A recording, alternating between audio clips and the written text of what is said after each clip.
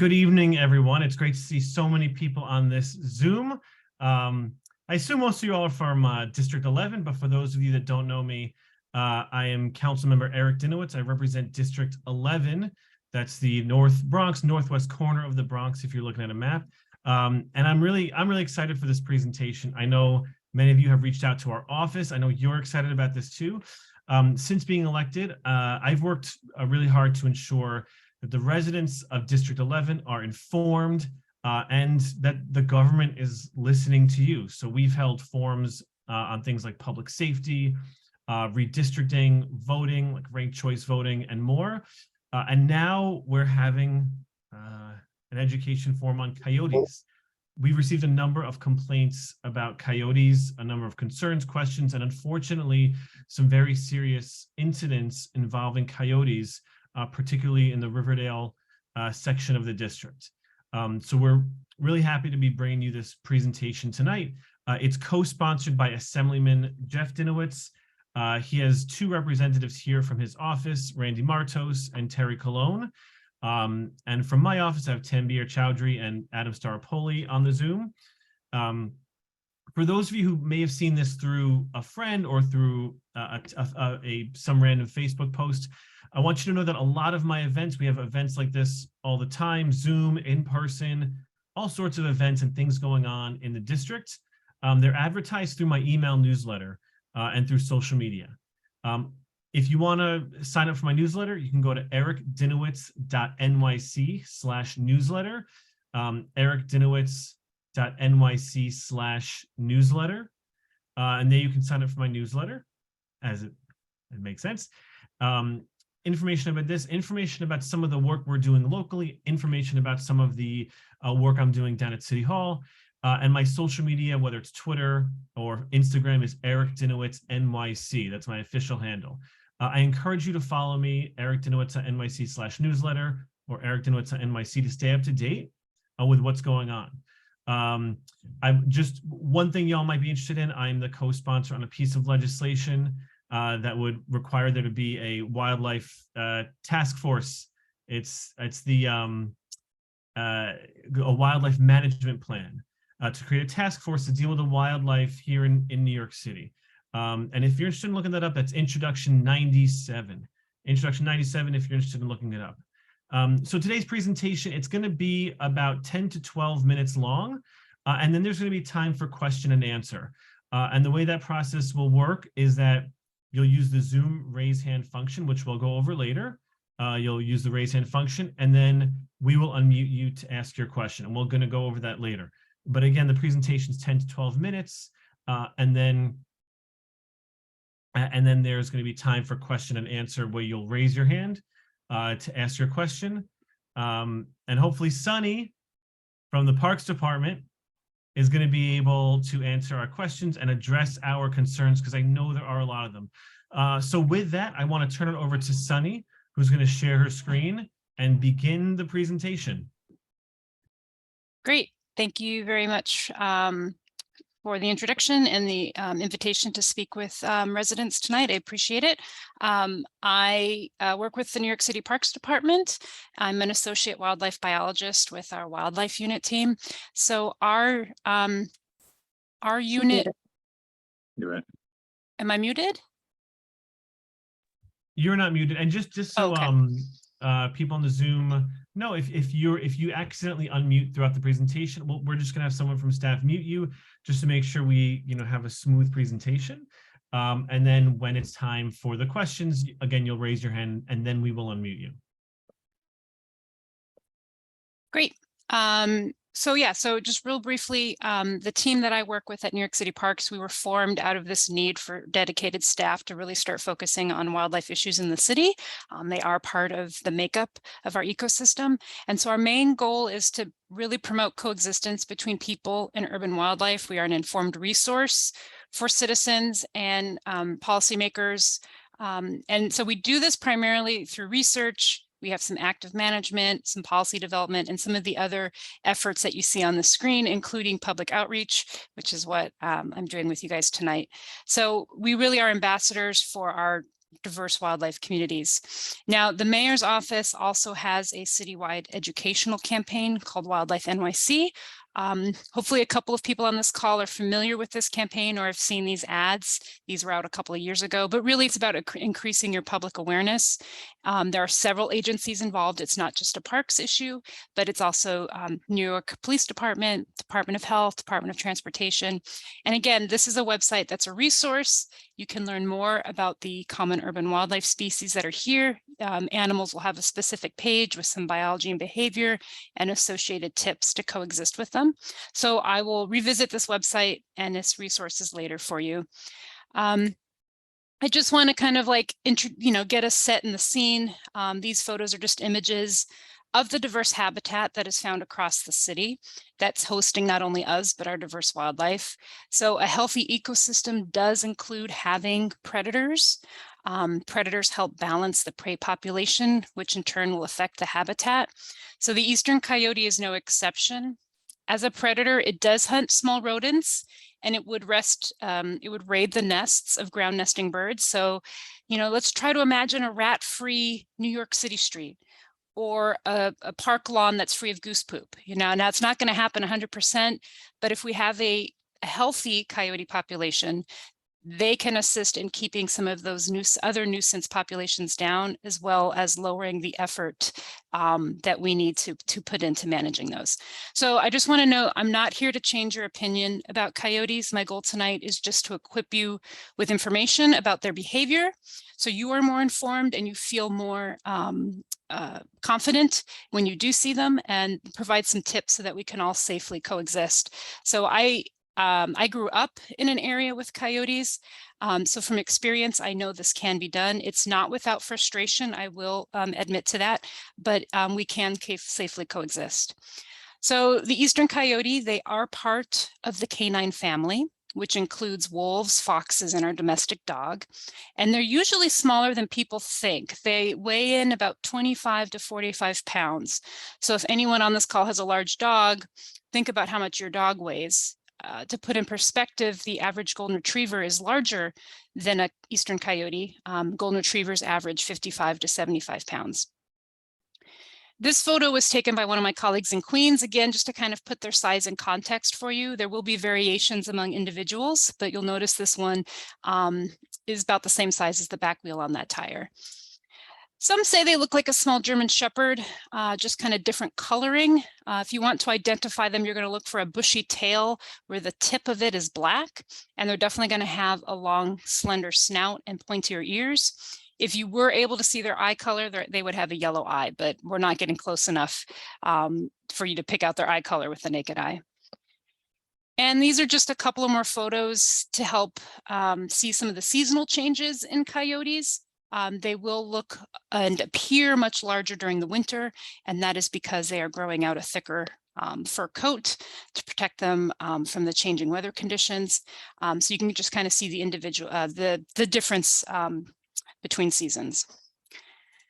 So 30 to 50% of coyotes live a solitary life, but they may also live in family groups, as we are seeing in the Riverdale and Northwest section of the Bronx. But each of these family groups has just one breeding pair, just one male and female that breeds. The rest of the group are either offspring from the previous year or other subadults that have joined the family. And it's, really just think of it like your own family. You kind of depend upon each other to survive. The young are going to grow, learn, and play, while the adults are out bringing home food and keeping the area safe. Now, during like the winter and spring, so if you think February, March, some of these young adults might decide to leave the family group and search out territory on their own. I like to compare it to the freshmen going off to college. They look like full-grown adults, but they are definitely inexperienced, and they may get into areas that are unfamiliar to them, which we may think is problematic because they're learning a new territory. Now, survival for coyotes is slightly higher in urban areas, actually. There are better food resources and there's less pressure from hunting, but their lifespan is still pretty short. It's only about 3 years in the wild, with some that have been living to 6 to 10 years. So is there a risk living close to coyotes. I'm sure this is all the front topic in everyone's mind. So sure, but naturally our daily routines are full of risk. So it's what to expect so you can minimize that risk. Think about learning how to drive. We're all pretty bad in the beginning. But as we learn, as we gain more experience, we know how to handle unique situations better. It's no different than living with coyotes. Coyotes are naturally curious. That's the behavior that this coyote is exhibiting in this photo. And the majority of the time, it's going to keep its distance and observe its surroundings, including your reactions. So it's what happens before we get to this moment that's really, really important. And there is little reason to fear coyotes, but it is important to recognize that with all wildlife, there's that potential for negative interactions to exist. Now, coyotes have learned to be wary of larger predators, and in NYC, we humans are the top predator. So we need to make sure that we keep this relationship. A predator is not going to give food to its prey or allow it a chance to get close without harming it. So giving a coyote food is bad for the coyote and it's bad for us.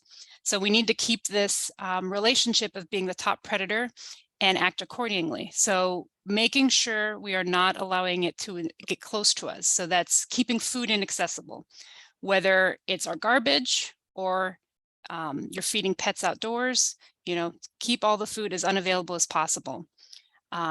Maybe we need to look at how waste is put on our streets. Maybe we need to look at just reducing our food waste. All these little increments help.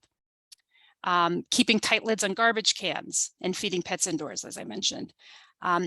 If a coyote does start to approach you or you feel like it's starting to approach you, again, it's its curiosity, but we need to turn that curiosity into some fear or wariness. So a general technique that we recommend is called hazing. So really, this is just making loud noises, making yourself appear larger, putting your arms up and waving them so that you can kind of be annoying and appear to be a threat to the coyote, and it will eventually decide to leave. The thing is, everybody needs to participate in this behavior in order for it to be effective.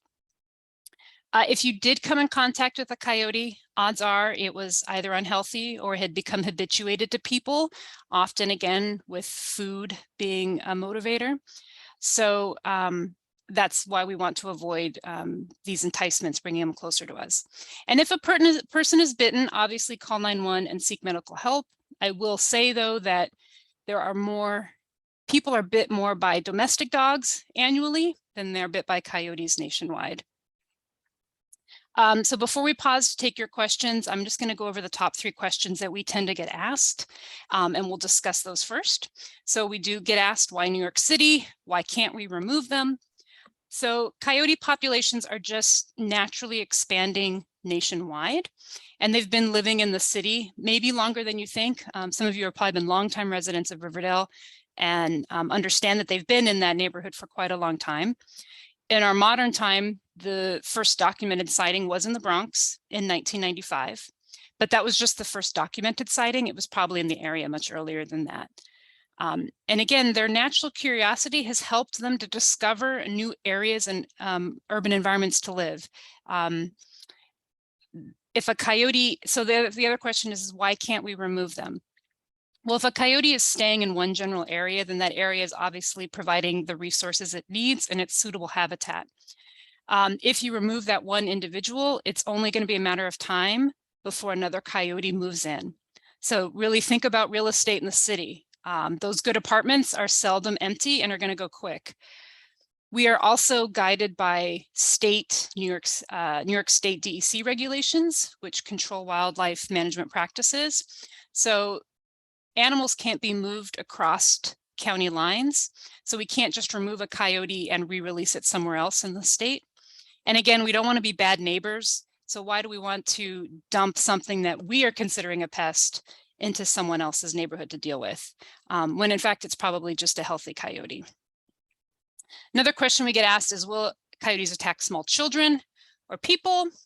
Again, a healthy coyote is not going to attack a person unprovoked. They're not aggressive. This is a general example of an urban coyote's diet from a study that was actually conducted here in New York City. So coyotes are opportunistic, and their diet really reflects what's available to them in their surroundings. So they actively hunt mammals like rodents, rabbits, small raccoons, even baby deer. You'll notice from this graph, though, that our coyotes are also foraging a lot on human food and plants. So chicken actually was a high portion in this category. So again, we're getting complaints from residents that they are getting into the garbage in Riverdale. So that's something we need to just think about, how we're disposing of our waste, because obviously we're making food available to them. So we just kind of all need to be a little bit more vigilant and better on our waste disposal. It is also important for us to be just vigilant when we're outside. So again, this is that additional extra effort. When children are playing outside, be aware. If you have pets outside, be aware. If you're in a city, or I should say, if you're in a city park, especially in the Riverdale area, please keep your pets leashed and keep them close to you for their safety. Again, a coyote is not going to approach a human because they see them as a potential predator. So just remember these tips, right? Just remember these tips. The next question we get asked a lot are coyotes breeding with wolves.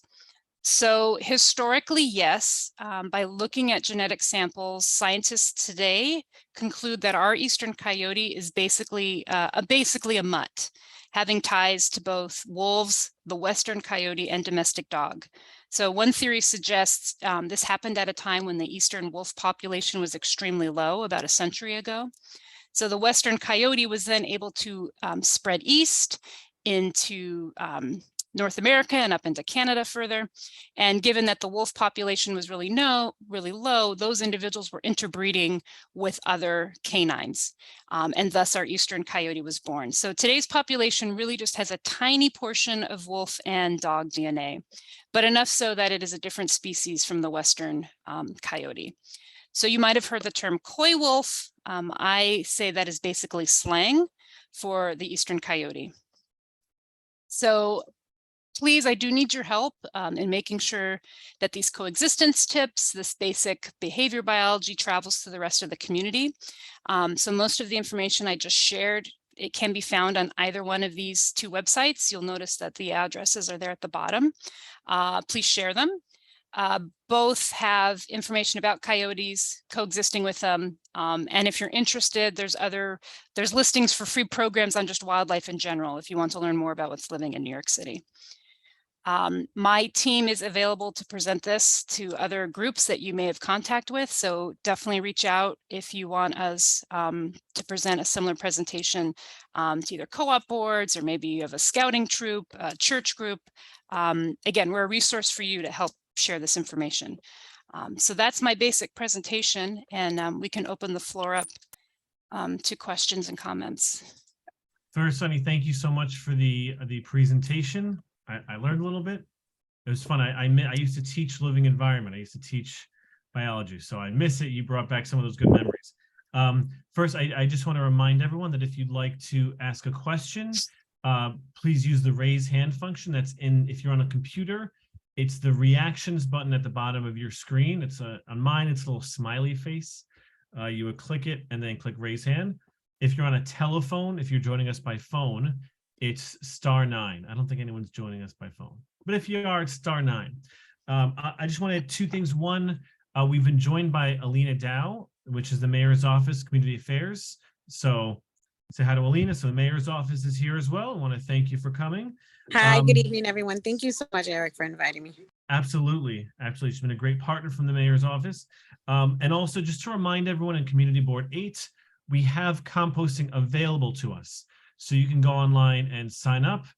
In fact, in our follow-up email to all of you, we'll include a link for you to sign up for composting, which is specifically for food scraps in those locked containers.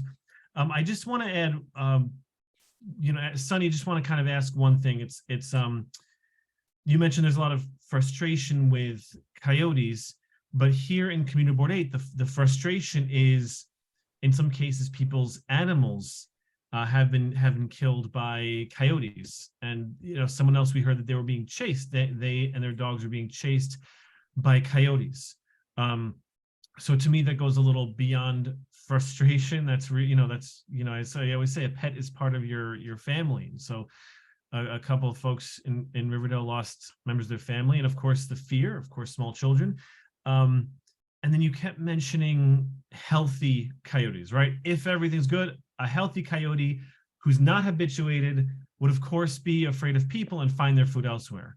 But it seems that the question is, what do we do with habituated coyotes when it seems that they're sort of going beyond the bounds? Let's live in a world where people are putting their garbage away properly, and the coyotes seem to be habituated and very comfortable going out after people's pets who are on leash. What then?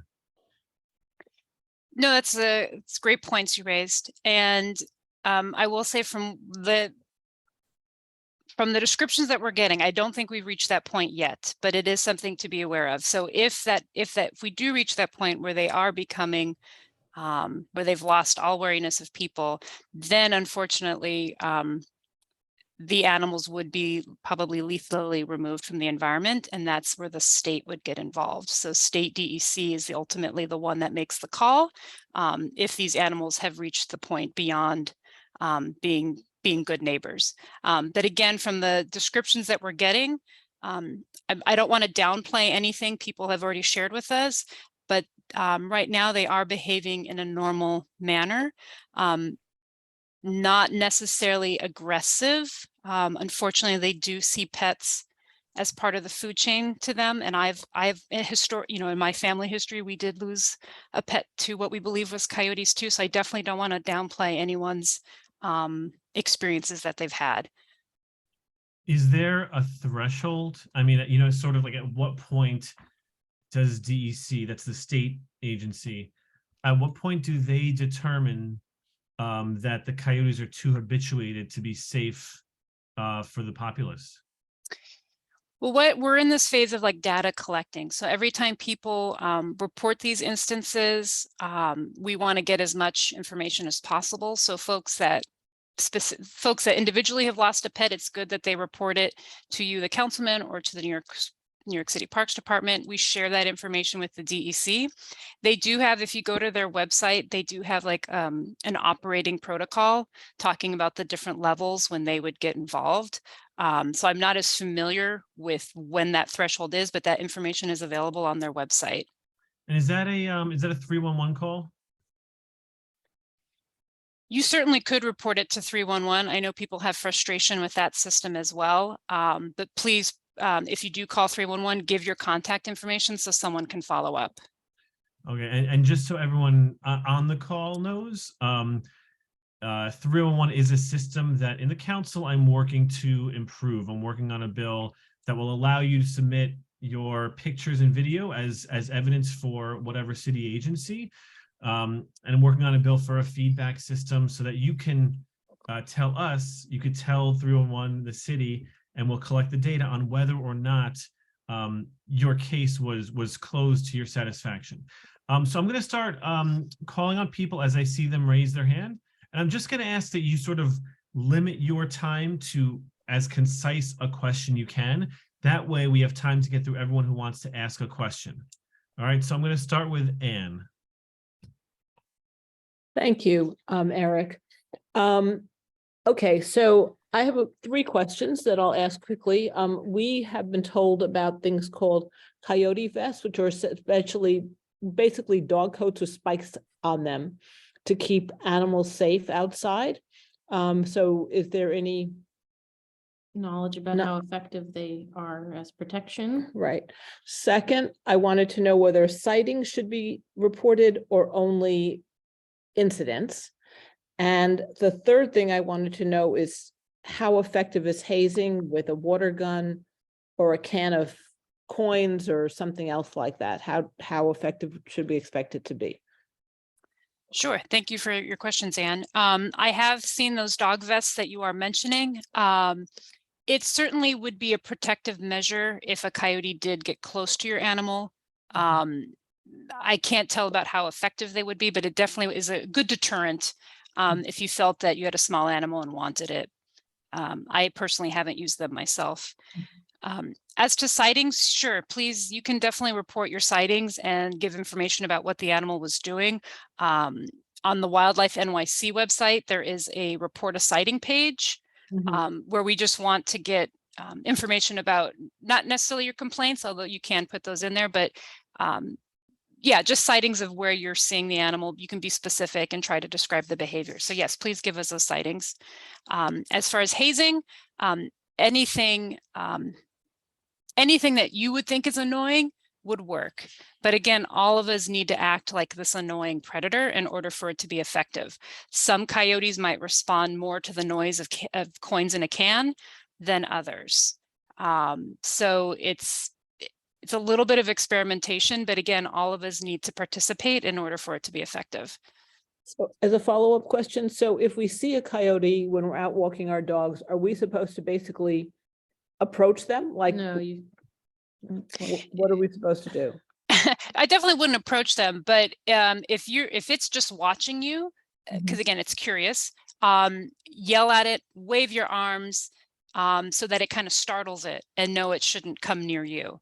But you can continue on, you can go a different direction, but I wouldn't approach it, no, but definitely make a noise and kind of show that you shouldn't be messed with. Thank you. Thank you, Ann. The next hand I see is, the name says Joseph Schachter.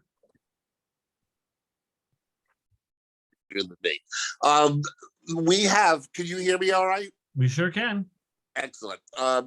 We have a Malinois Akita mix who's about 45, 50 pounds. So he's bigger than most of the coyotes that you described. And he's very territorial, very protective. Is it safe to say that, if he starts barking at them, that should really probably scare them away? Or will they react in a more aggressive way back toward my wife and the dog? They're definitely going to be aware of your dog. If you keep that dog close to you, the coyotes are going to register you as more of a threat than the dog. Okay. So keep the dog close to you. And I'm sure that's a heavy dog to try and do if it sees something it wants to go after. But yeah, the coyote will see you as a threat more than the dog. Okay. And very quickly, the last question, is there a significant difference in terms of their presence at day versus night? If we wanted to avoid them, should we avoid walking our dog at night, for example? Or is it more common to see them during the day? It's hard to, they're kind of usually in general, they are more active between dusk and dawn. So that would be the overnight hours. But with that being said, they learn when people are not around as much. So maybe you live near a park where there's more nighttime dog walkers. So then they may choose to be more active during the early dawn hours. So it is going to be kind of region specific. But in general, they're more active dawn through the evening hours to dusk. Dusk, evening hours to dawn. Okay, thank you very much. Thank you, Joseph. Phil. Thank you. Hi, Thank you for doing this. it's actually Phil and Barbara. Hi, Barbara. Hi, Phil. Yes, thank you. This is, you're doing such a wonderful job with this.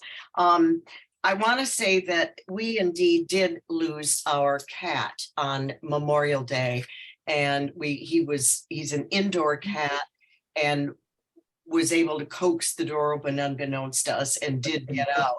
And he had coyote fur in his front paws trying to protect him. It was very, very brutal. And we found him 2 doors over the next day as we were combing the neighborhood. I know that there was another incident over Sukkot that happened, that a dog was in a similar way. There was also a gentleman who had I guess he's not on here, who had a golden retriever or a dog, that's what my understanding is, who was literally chased out of the park 3 weeks ago by 4 adult coyotes snarling and biting at the legs of his dog. And he was with his dog. So it seems like we have a situation where people are not the normal threat they would be in the wild. And I know coyotes are very territorial. It seems like our yards have now been marked as their territory. And I know they work within that. And that means our yards, and we are awakened at 1:30 and 3:30, between 3:30 in the morning, with shrieking and screaming. And right out our window, we see, because we're on 232nd Street, we see them in the street, like in the front yard next to us. They have a lot of infrared cameras. They're picking it up too, but we see them literally there. And they just do not seem to be afraid of people. So I know that I sent to Tunbeer an article from 2015 from the New York Post that was written where it says that the neighborhood coyote problem, that coyotes caught in New York City are released in the Bronx wilderness area by the Parks Department of Animal Care and Control. That was 2015, which means, as I understand, it's been going on even longer. So we now have what was an attempt at an honest, good attempt at a solution, has caused a bigger, dangerous problem for us here. And sadly, it is more dangerous. I mean, is there anything being done in terms of tagging and tracking so that we can see the numbers that we have, so that we know if it has already or will soon overgrow what is safe in our territory? And of course, we have rabies with raccoon population here. I mean, that's well documented. So what, how is there any tracking and watching this to see? I mean, it's fine to coexist, but so Barbara, I'm sorry, I know that was a big, long statement. No, first, I just, I know we've been in touch with, my office has been in touch with you. Very Yes. sorry, of course, about your cat. Of course, I referenced that to Sunny earlier as one of the cases. I just want to make sure. So the two questions are, is rabies a risk for the coyotes? Is that a risk?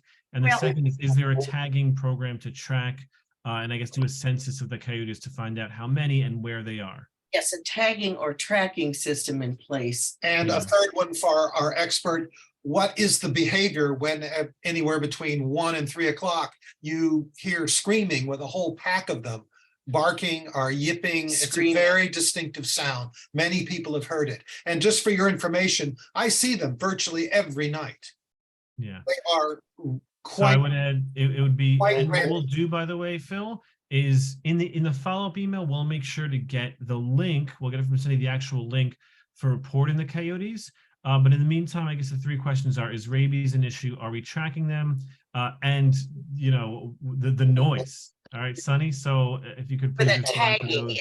is there any accounting, tagging and tracking, and how Right. long has it been in place? thank Right. you. It seems Thank you. like they're unchecked. Yeah. Thank you. Yes. Sure. So there are researchers in the city. We're not tagging individuals, but we are doing DNA analysis to determine kind of family histories. And through that, we can kind of get a general sense of individuals. So there is some DNA tracking, passive tracking. We're not going out and capturing coyotes for this, but as we come across samples that we can collect from the field, those are being DNA analyzed by researchers. So we are getting some information that way. You brought up the concern about rabies. Yes, rabies does exist in our environment. It's just a virus that's naturally present. It is something to be aware of. We work very closely with the Department of Health to put out oral rabies vaccine in areas where we do see a higher incident of rabies. It is something the city consistently tracks. If you go to the Department of Health's website, you can see they will post cases of rabies and in what boroughs those have been found. So it is something we monitor and track as effectively as we can. And then the noise, yes, that noise can be off-putting. It is basically just that family group communicating with each other. And what I'll say, Barbara, is when you talked about them using your yards as those individual territories, they're probably talking about something good that they found food-wise. So maybe you and your neighbors can really take a second glance now that you can kind of get a little more behavior information about them. Just take a second glance and see maybe what kind of food resources are attracting them, because that's what's drawing them closer, and that's what's probably getting them excited vocally a little bit, because that is just them communicating to each other. Hey, you, where are you doing over there? Oh, I found this over here. That's kind of what it is. It's Okay. still our, it's still our Just one question, Sunny. In 2015, the Coyotes were relocated from where? Well, I don't remember that specific article, but what I will say, our unit was formed later in 2016. And since then, we have not used that as a practice. We have not been relocating healthy coyotes that we find in other environments. We have not been relocating them to the Bronx. Okay, because yeah, you understand why I ask, because that policy would seem to contradict the, I guess, current policy or the policy Parks currently goes through, which is relocating within a borough. Although I will say, in terms of natural predators, one, hawks do a great job. Raptors, they're great catching those rats. And the second thing, Staten Island has a deer problem. So we could be doing them a big favor by bringing over some of our coyotes. Well, and that's happening. We do have a coyote. We have tracked a coyote now on Staten Island. So it's getting there. Yeah, it's getting Did there. they go over the Verrazano? Is that how it did it? So we have 4 more people with hands raised. And what I want to do is I want to cut it off there at these last 4, which is Helene, Elizabeth, Mary, and Sarah, so that, you know, we finish up in a respectable amount of time. Of course, as always, I'll say this again at the end. My office is always here. If you have concerns, email is always great. You can call the office. And again, we're going to be sending out these links to everyone who registered for this Zoom session. Helene, and to Elizabeth and Mary and Sarah, I would just ask again, try to keep your question to a question and pretty concise, so that we can make sure we're respecting everyone's time here. Hi. Great. Hi, Helene. Good evening. I just want to say to Phil and Barbara, I'm so sorry about the loss of your pet. My question, I'm not in Riverdale, I'm in the CB7 area, and we do have feral cat colonies. And I am very concerned. I don't think we have as many coyote sightings, but is there any history with feral cat colonies where you have groups of cats, where they do have shelters? What are people to do? How can one prepare?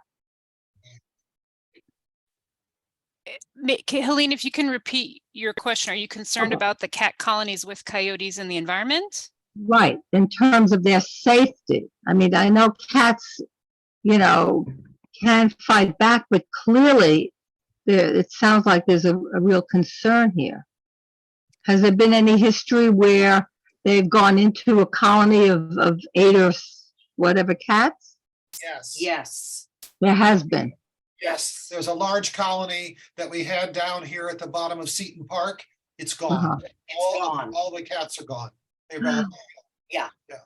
And there were cats that could come to the house that would kind of, you know, come around, gone. There is a marked decrease. There are no feral cats, very fewer raccoons, no possums, and we have one skunk who seems to be holding on.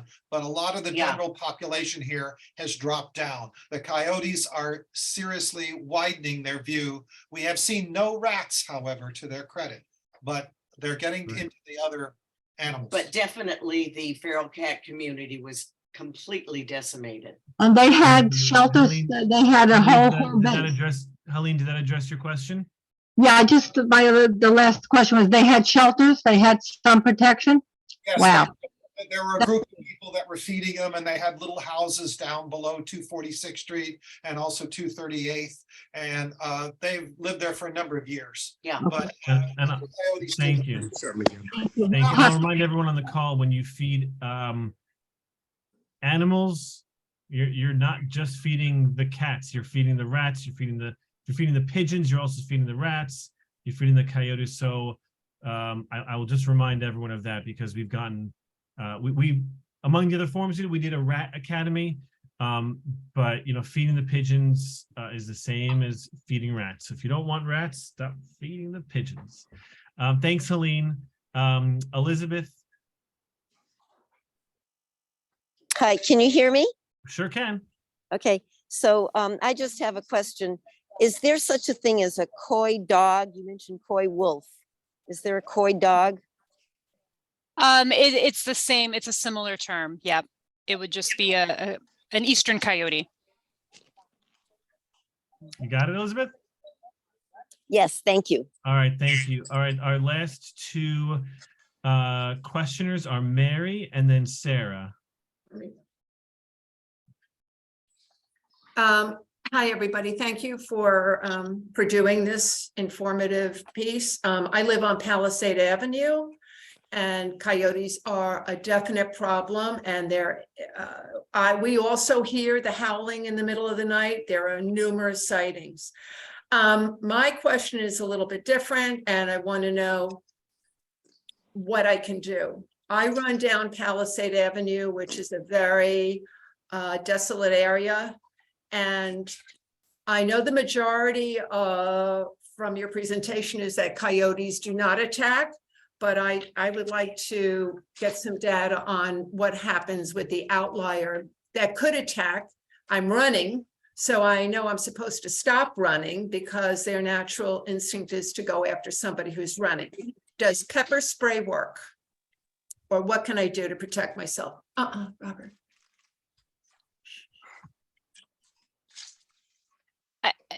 Anything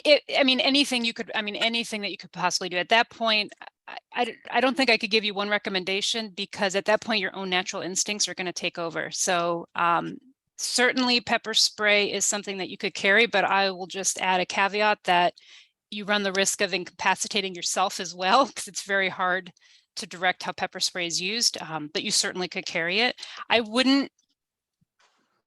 don't want you to feel like you taking your runs down Palisade Avenue is something that you need to always be watching for these coyotes.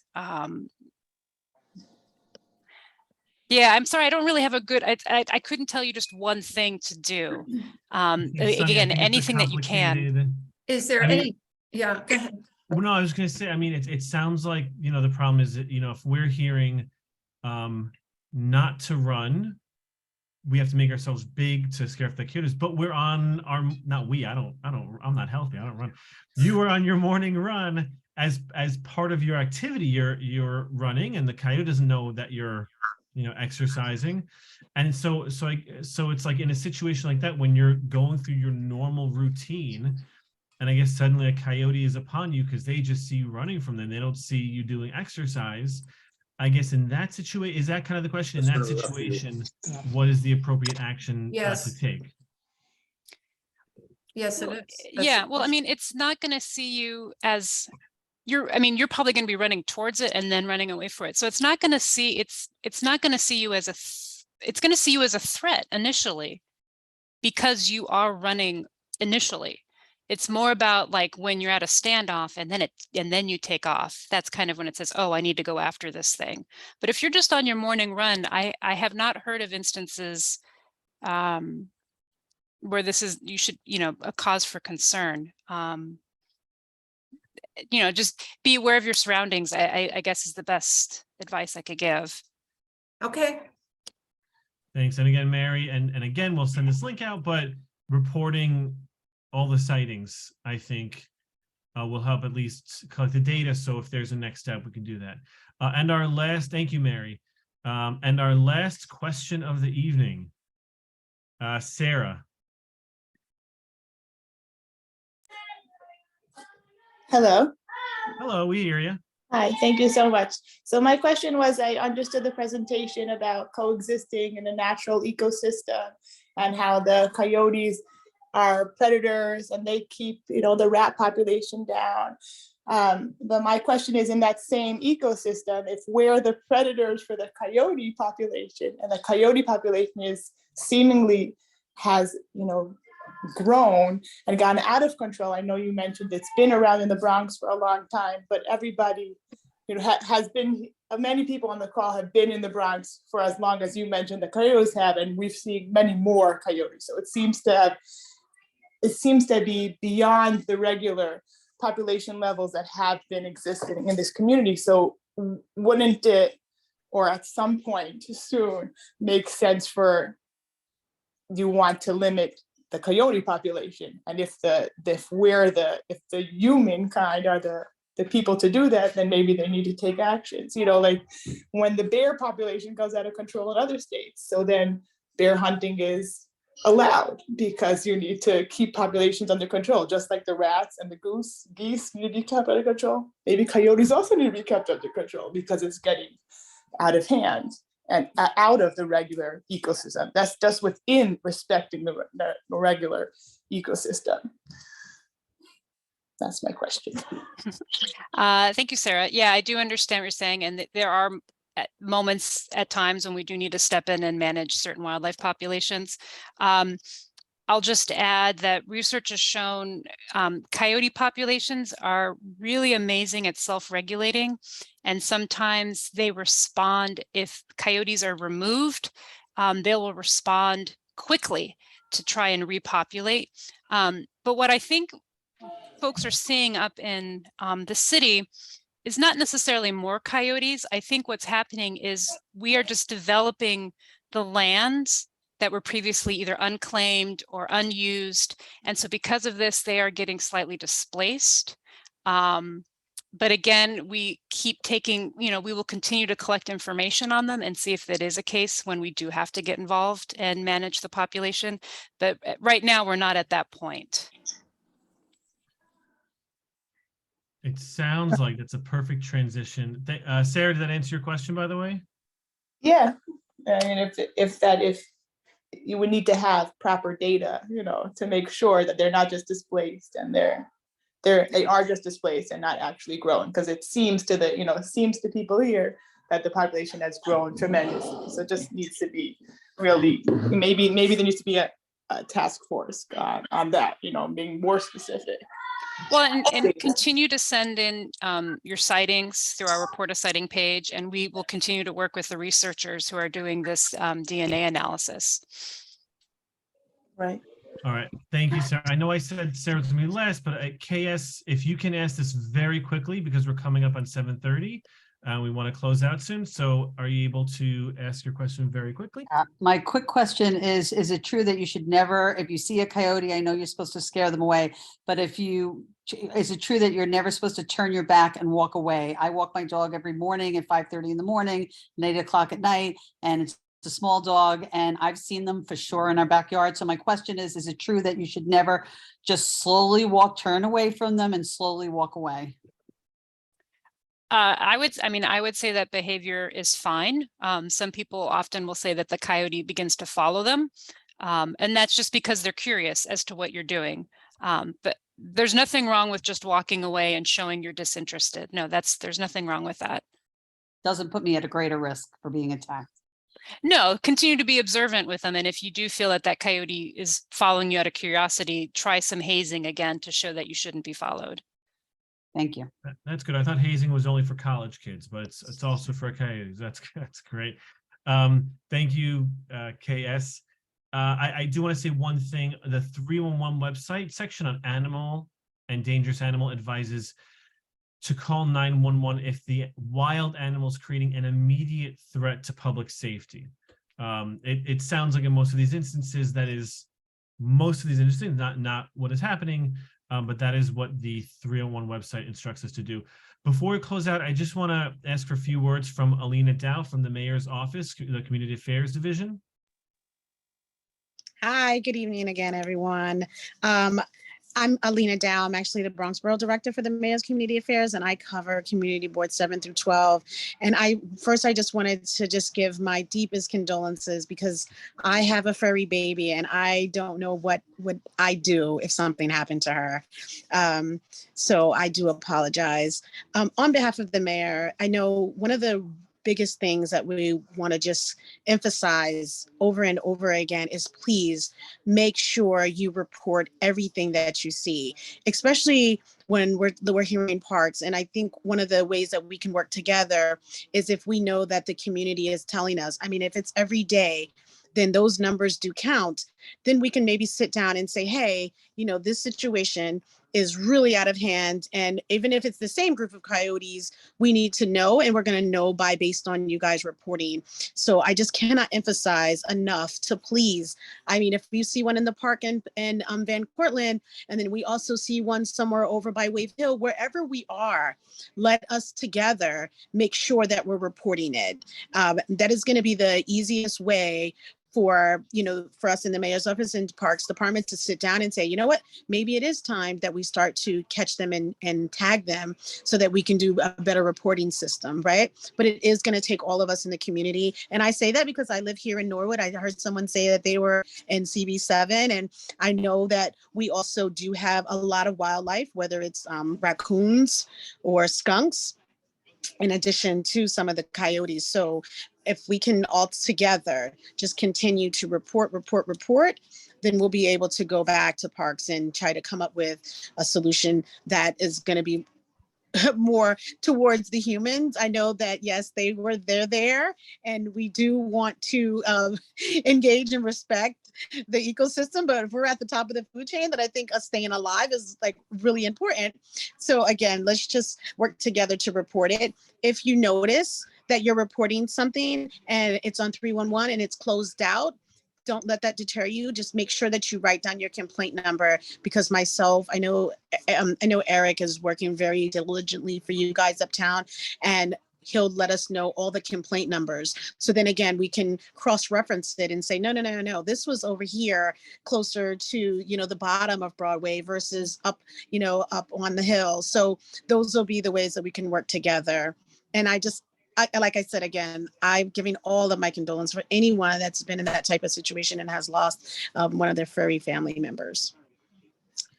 Thank you, guys. Lena, thank you so much. Appreciate it. And again, as Lena, referenced, call 311 and then share with us the ticket numbers, whether it's for wildlife sightings or really any city agency. That's kind of one of the best ways for us to advocate on your behalf. With that, I want to thank all of you for coming. It's really exciting when the community comes out to learn and to share their concerns with me and with city agencies. Of course, I want to thank my staff, Tanvir and Adam, Assemblymember Dinowitz, who co-sponsored this, and Randy and Terry from his staff, the mayor's office, and of course, Sunny from the Parks Department for the presentation and for answering our questions.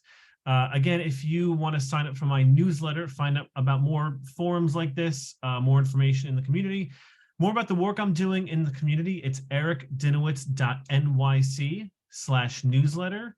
It's ericdinowitz.nyc/newsletter.